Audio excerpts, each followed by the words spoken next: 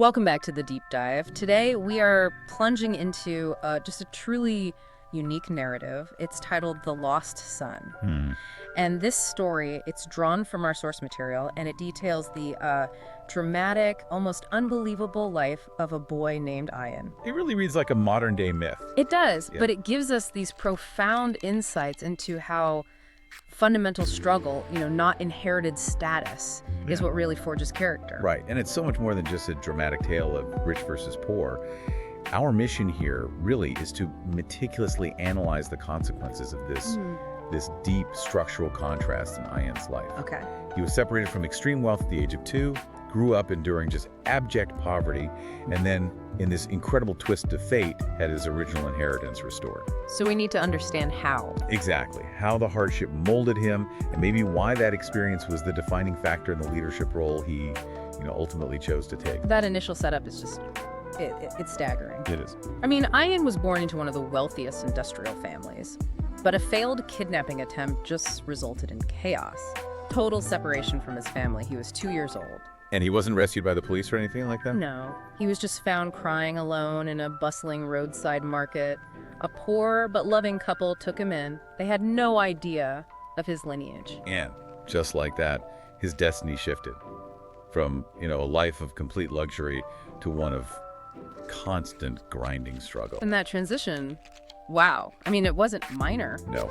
And when we look at the 16 formative years that followed, the source material focuses so intensely on the physicality of his poverty because that reality, that became his schoolroom. Okay, let's unpack that. This is part one, the formative years of hardship. And we are not talking about, mild financial difficulty. Not at all. We're talking about life at the very, very edge. So what were the specifics? What in his environment really shaped his worldview? The specifics are so crucial here. They really anchor the reality of his struggle for us. He lived in a tiny broken house. A space that offered no real protection from the elements. Right. The narrative is very clear on this. Every time it rained, the roof leaked. They were constantly just moving their meager belongings around to keep them dry. And in winters? Cold winter nights, they often slept huddled together, just sharing body heat to survive. It was a life dictated entirely by scarcity and exposure. That kind of environment, it dictates your daily grind. He wasn't allowed the innocence of a childhood. From the earliest age, Ayan was working, not playing. The source lists them out. It does, selling small bundles of fruits at traffic stops, washing dishes in these dingy stalls, carrying heavy loads in the bazaar.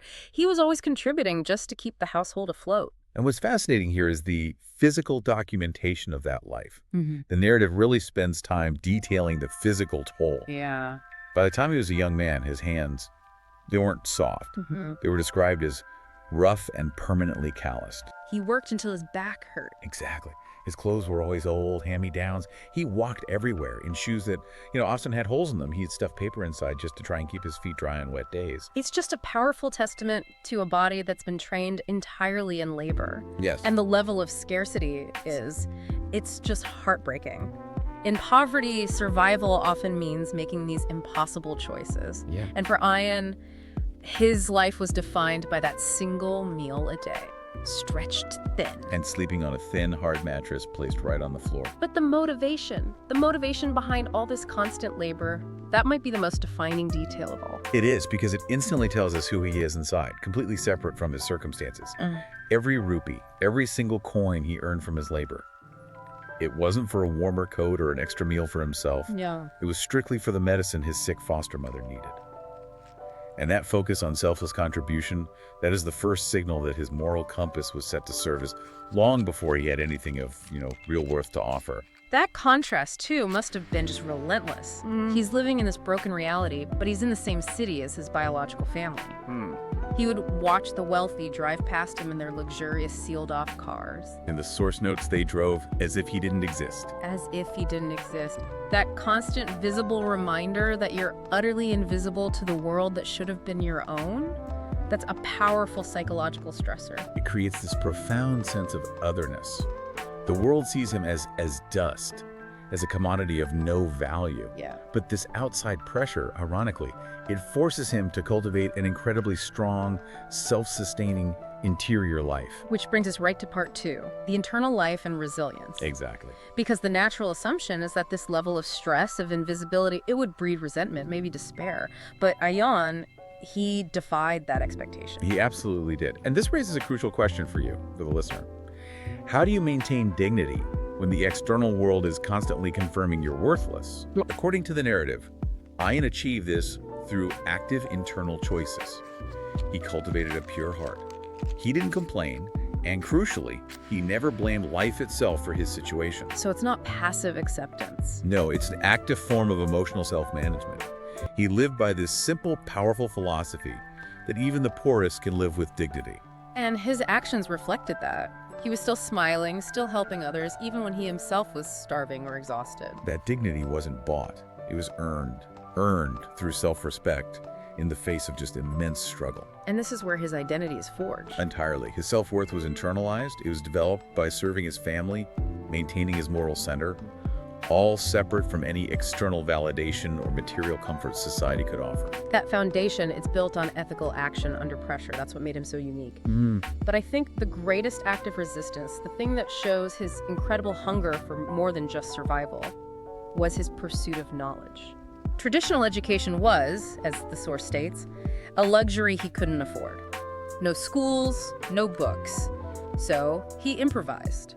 And tell us more about this unique method of study, because it speaks volumes about his determination to escape the conditioning of his poverty. So whenever he managed to snatch a few minutes away from work, he would gravitate toward the local bookstall. He couldn't buy books, so he would just sit right there, sometimes for hours, absorbing whatever he could read from the torn old books that the owner hadn't sold yet. Wow. He was learning on the fly wherever he could find just a scrap of text. So we see that knowledge became his primary psychological tool, his escape from the cruelty of his reality. A lifeline. It was a lifeline. And if we connect this back to the larger picture, we realize Ayan's true identity was entirely separated from his biological status. Yes, he was a wealthy son, but the man he became. The moral actor, the educated mind. That was a creation of poverty. The character, the resilience, the dignity that was his true inheritance, acquired through struggle and that intellectual hunger. Which sets the stage for the incredibly dramatic part 3, the turning point. While Ayan is building his character from dust, what's happening on the other side? We have Mr. Raymond, his biological father, a colossal business tycoon living a life of unimaginable luxury, but one completely consumed by grief. And Mr. Raymond's persistence is crucial here. We learn he never stopped searching. He spent millions annually on global detectives' search operations for years. He aged with this profound sense of guilt and loss. Most parents would give up after a decade, but he held on to the only remaining physical link to his son, the small, specially commissioned bracelet the boy was wearing the day he disappeared. It became an artifact of profound grief. Really did. The sheer irony of how the two worlds finally collided it's almost poetic.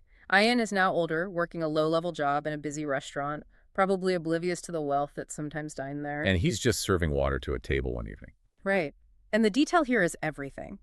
Ayan's bracelet, the very one Mr. Raymond had held onto like a sacred relic, is now described as old, scratched, almost broken. From years of manual labor. Exactly.